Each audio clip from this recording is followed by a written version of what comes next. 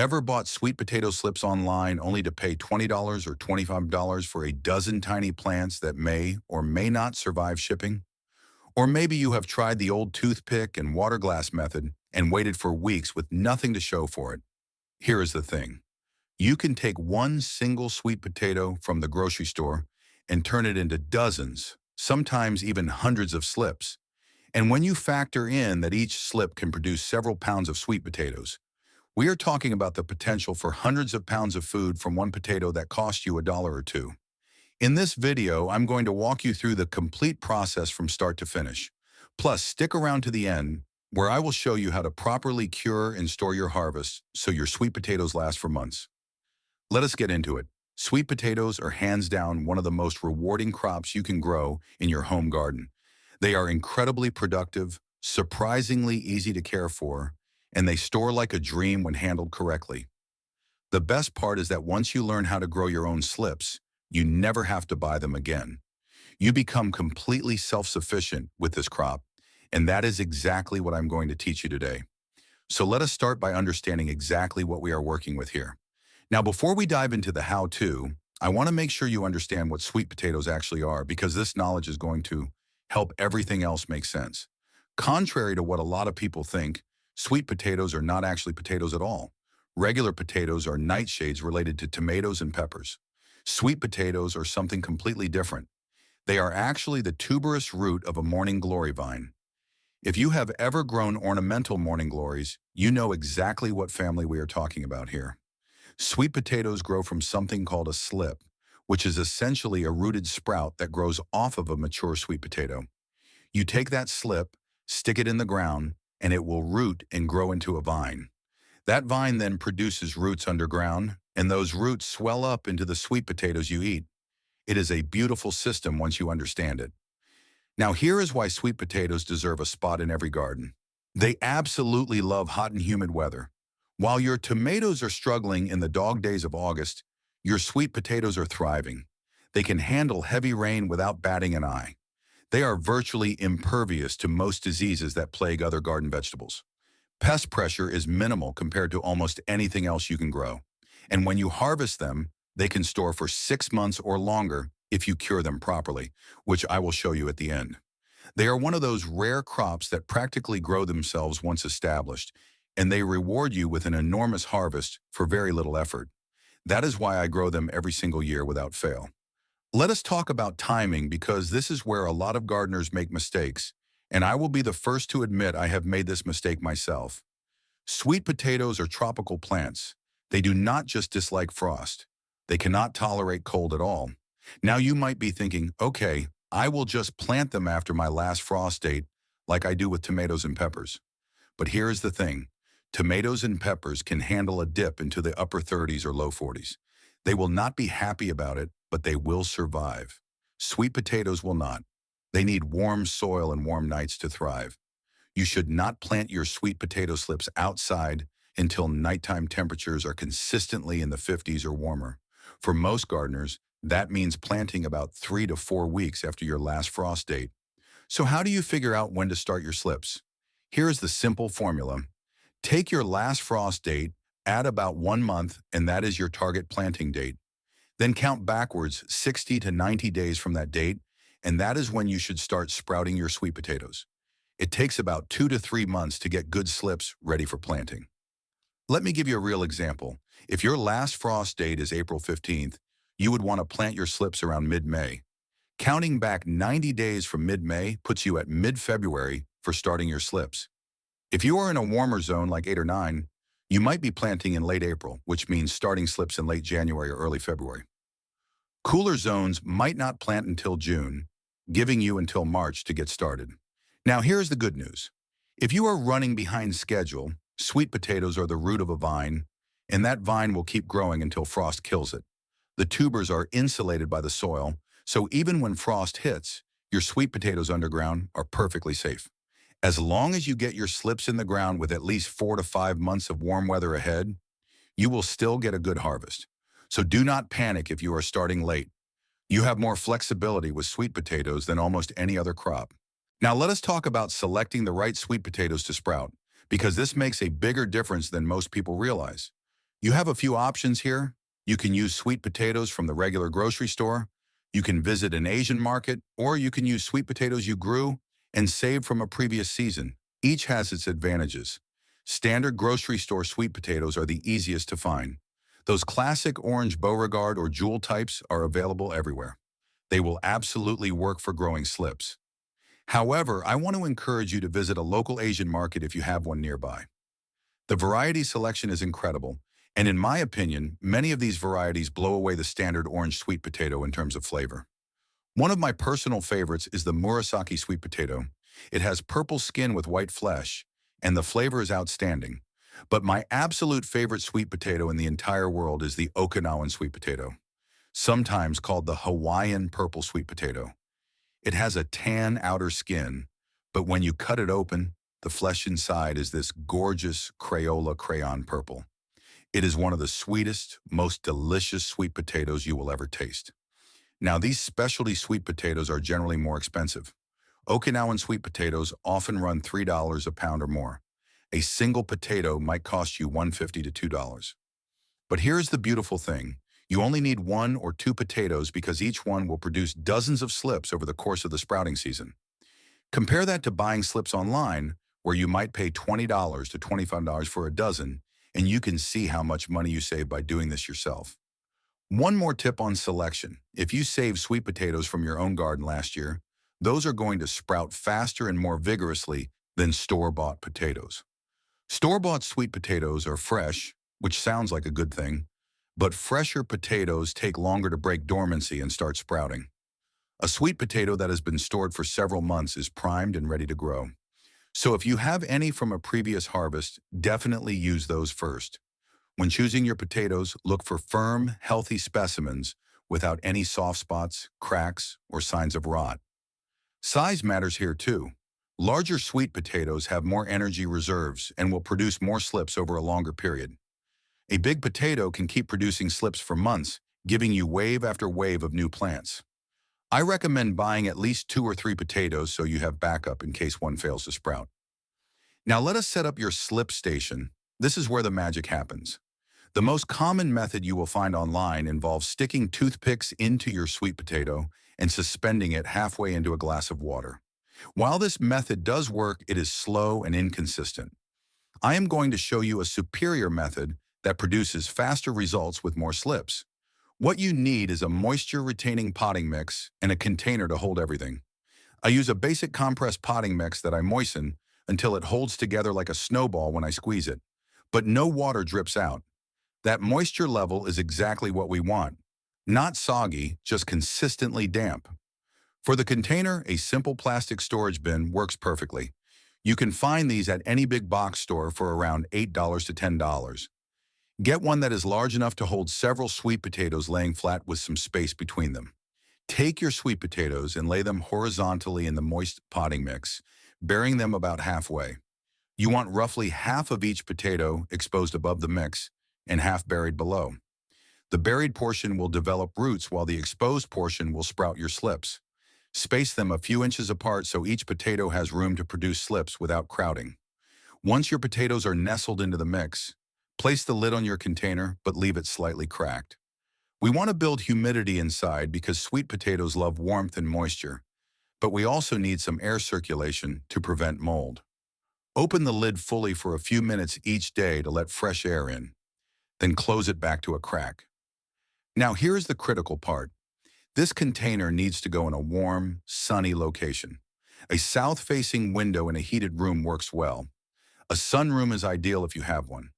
The sweet potatoes need at least 6 hours of light daily, and warmth is essential for spurring them to sprout.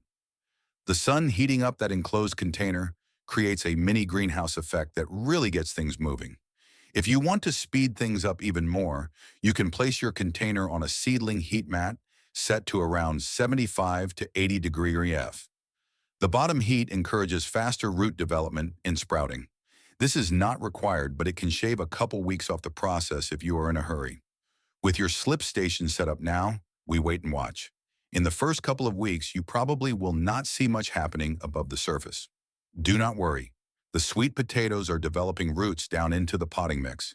Keep the mix consistently moist but not waterlogged. If it starts to dry out, add water. If it seems too wet, leave the lid cracked open a bit more to let it dry down slightly. After about 3 to 4 weeks, you should start seeing small bumps forming on your sweet potatoes. These are the beginnings of your slips. They will push up and out, developing leaves and growing several inches tall over the following weeks. Some potatoes will sprout faster than others. Remember what I mentioned earlier about older potatoes sprouting more readily than fresh ones. If you have a mix of homegrown and store-bought potatoes, you will likely see the homegrown ones take off first, while the store-bought ones lag behind. Be patient with the slower ones. They will catch up eventually.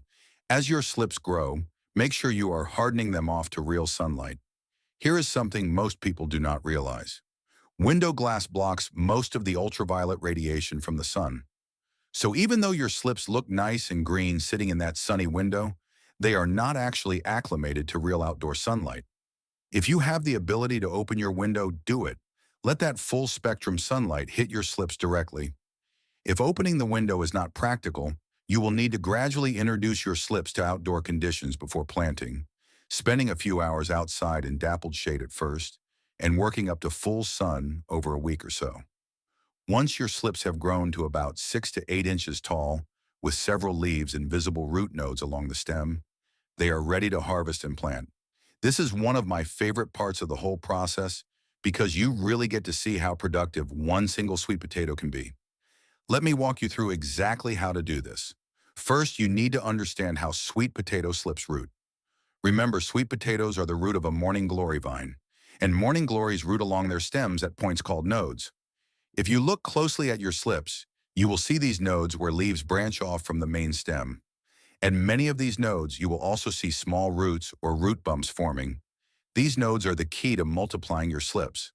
To harvest your slips, you can either gently twist and pull them off the mother potato, or use a clean, sharp knife or scissors to cut them. I prefer cutting because it causes less damage to both the slip and the mother potato. Cut the slip off right at the base where it meets the potato. As you remove each slip, immediately place it into a container of clean, fresh water. A pint glass or mason jar works perfectly. You want to keep those roots hydrated while you work. Now here is where it gets exciting. Each slip you harvest can actually be divided into multiple individual slips. Look at your slip and identify each node that has roots or root bumps. Each of those nodes can become its own separate plant. So if you have a slip that is 8 inches tall with 4 nodes showing roots, you can potentially turn that one slip into 4 individual plants. Simply cut between the nodes, making sure each piece has at least one node with roots. Place each cutting back into your water container. I know some of you are wondering if these small cuttings will actually survive. The answer is absolutely yes.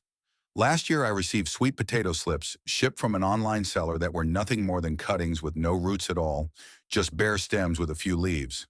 I planted them directly in the ground, kept them well watered, and every single one rooted and grew into a productive plant within 2 weeks.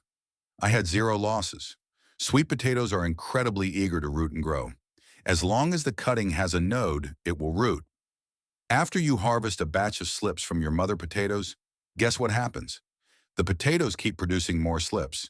You can harvest slips every couple of weeks throughout the sprouting season. One large sweet potato can produce 50, 75, even over 100 individual slips if you keep harvesting and let it keep producing. This is why I said at the beginning that one potato can turn into hundreds of pounds of sweet potatoes. Do the math. If one potato gives you 50 slips and each slip produces 3 to 5 orchilby of sweet potatoes, that single dollar or 2 potato could yield 150 to 250 lb of food. That is absolutely incredible productivity. Now you have 2 choices for what to do with your harvested slips. You can root them further in water for a week or 2 before planting, or you can plant them directly into the garden. Both methods work. Rooting in water first gives you more developed roots and can increase transplant success, especially if you are new to this. If you go this route, place your slips in a jar of water in a sunny window and change the water every 2 to 3 days. If the water gets murky or starts to smell, change it immediately, or your cuttings could rot. After 1 to 2 weeks, you will have slips with robust root systems ready for planting. However, I prefer the direct planting method because it saves time, and I have found it works just as well. The key to direct planting success is timing and consistent moisture, which brings us to actually getting these slips in the ground. Planting your sweet potato slips is straightforward, but there are a few details that make a big difference in your success rate. First, let us talk about timing your planting. The best time to plant sweet potato slips is in the evening, ideally on an overcast day or when rain is expected. You want to avoid planting in the morning or midday when the sun is intense. Those harsh rays will stress your tender slips before they have a chance to establish roots. By planting in the evening, your slips have all night to settle in and start rooting before facing their first full day of sun. For spacing, plant your slips about 12 to 18 inches apart in rows that are 3 to 4 ft apart. If you are growing in raised beds, 12 inches apart in all directions works well. Each slip needs enough room to spread its vines and develop a good root system. Closer spacing will give you more but smaller potatoes. Wider spacing produces fewer but larger tubers. I personally plant mine about 12 inches apart because I prefer getting more medium-sized potatoes rather than a few giants. Before planting, prepare your planting holes. Sweet potatoes are not heavy feeders, but they do appreciate some fertility. I add a handful of balanced organic fertilizer, something like a 5-5-5 blend, to each planting hole along with a light dusting of bone meal. The bone meal provides phosphorus, which encourages strong root development, and that is exactly what we want since we are growing a root crop. To plant each slip, create a hole deep enough to bury the stem up to the first set of leaves. You want all those root nodes along the stem buried in the soil where they can develop into roots. Gently firm the soil around each slip, making sure there are no air pockets. Do not pack it down too hard, just enough to hold the slip in place and ensure good soil contact with the stem. Immediately after planting, water your slips thoroughly, and I mean thoroughly. Soak them well. For the first week to 2 weeks, you need to keep your slips consistently moist. This is critical. They have very limited root systems and cannot handle any drought stress while establishing. Water daily if there is no rain, and water deeply. I cannot stress this enough. The number one reason sweet potato slips fail is letting them dry out in that first week or two before they establish. After about 1 to 2 weeks, you will start to see signs that your slips have established. The stems will stand upright and firm instead of wilting in the afternoon sun. You will notice new leaves beginning to form at the growing tips. The leaves will have a healthy, vibrant green color instead of looking pale or stressed. Once you see these signs, you can gradually reduce watering to once or twice a week depending on your rainfall and soil type. Here is something that catches a lot of gardeners off guard with sweet potatoes. For the first month or so after planting, it may seem like nothing is happening. The vines grow slowly at first, and you might wonder if something is wrong. Do not worry. During this time, your sweet potatoes are focusing their energy on developing roots underground. This is exactly what you want. Once the root system is established and soil temperatures really warm up in summer, the vines will take off like crazy. By midsummer, those slow-growing slips will have transformed into sprawling vines, covering several square feet each. Speaking of vines, let me give you a quick tip on managing them. Sweet potato vines can grow 10 ft long or more. As they sprawl across your garden, they will try to root at every node that touches the ground. While this sounds productive, it actually diverts energy away from your main root system and results in lots of small potatoes instead of nice large ones.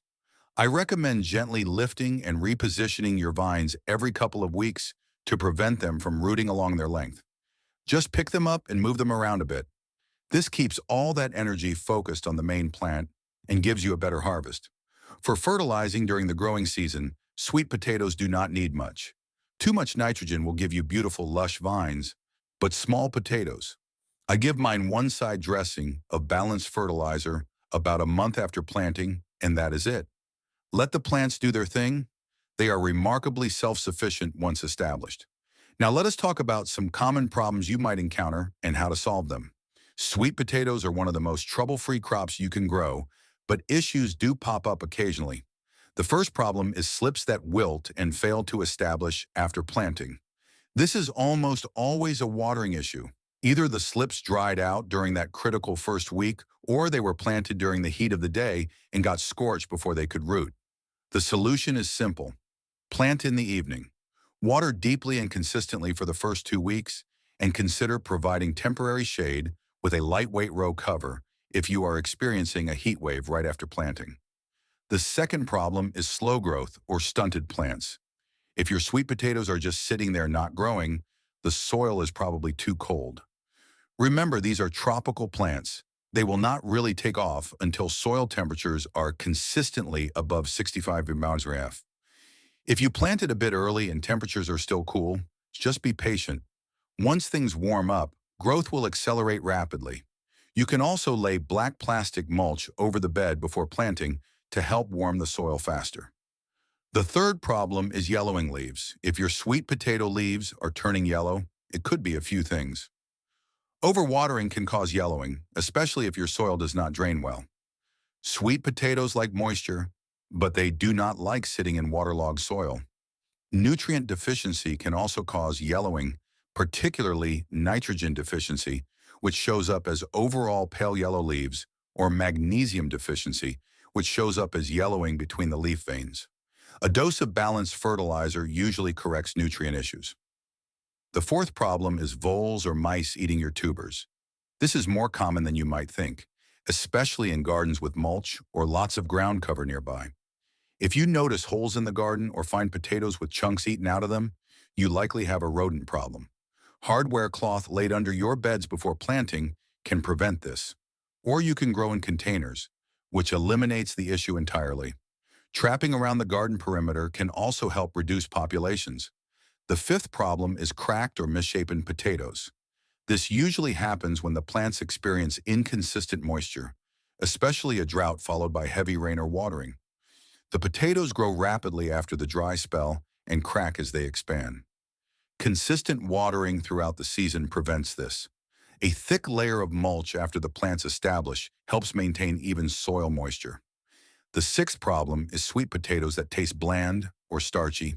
This is not actually a growing problem, but a storage problem. Fresh dug sweet potatoes have not yet converted their starches to sugars. They need to be cured, which I am about to show you in the bonus tip. Curing transforms the flavor completely and is absolutely essential for getting that sweet, delicious taste we all love. The good news is that if you follow the steps I have outlined in this video, you should avoid most of these issues entirely. Sweet potatoes really are one of the most forgiving crops once you understand their basic needs. Now for that bonus tip I promised you at the beginning. This is the step that most gardeners skip, and it makes a world of difference. I am talking about curing and storing your sweet potato harvest so they last for months and taste absolutely incredible. When you dig your sweet potatoes, they are not ready to eat right away. I know that sounds strange, but hear me out. Fresh dug sweet potatoes are starchy and bland. They have not developed their characteristic sweetness yet. The curing process is what transforms them from boring to delicious. Curing requires two things: warmth and humidity. After harvesting, brush off excess soil from your potatoes, but do not wash them. Washing removes the natural protective coating on the skin and shortens storage life. Take your unwashed potatoes and place them in a warm location with high humidity for about 10 to 14 days. The ideal conditions are 80 to 85 Wassernaft with 85 to 90% humidity. I know what you are thinking. Where am I supposed to find those conditions? Here's what I do. I place my sweet potatoes in a plastic storage bin, the same type I use for sprouting slips actually, and I put a damp towel in the bottom. Then I loosely cover the bin and place it in my warmest room or near a heat source. Some gardeners use a bathroom with a shower run occasionally to boost humidity. Others use a closet with a small space heater. Get creative with what you have available. During curing, the starches in your sweet potatoes convert to sugars, and a secondary skin forms over any cuts or scrapes from harvesting.